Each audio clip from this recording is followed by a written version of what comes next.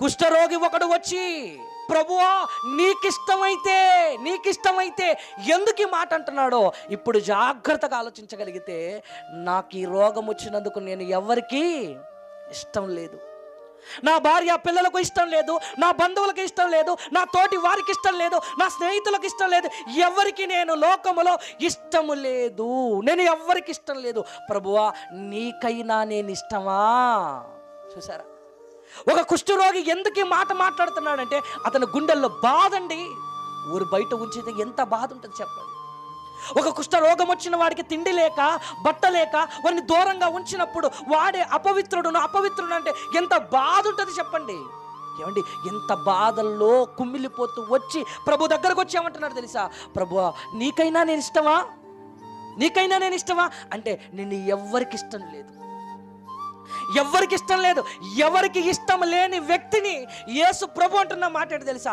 అర్థమైపోయింది యేసుక్రీస్తు వారికి, వీడు కుష్ఠరోగం వచ్చింది కనుక వీని రోగాన్ని చూసి ఎవ్వడు వారిని ఇష్టపడట్లేదు.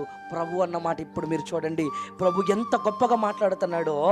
వానిని ముట్టాడట. అప్పటి వరకు కుష్ఠరోగిని ముట్టేవాడు లేడండి, అప్పటి వరకు కుష్ఠరోగిని తాకేవాడు లేడండి. కానీ ప్రభు ఏం చేశాడో తెలుసా? ఎవ్వరు నిన్ను ఇష్టపడట్లేదు కదా, నిన్ను కట్టుకున్న వారు, నిన్ను కన్నవారు, నీ తోటి వారు, నీ స్నేహితులకు నువ్వు ఇష్టం లేదు. కానీ ప్రభు అంటున్నాడట, వాడిని ముట్టి నాకిష్టమే.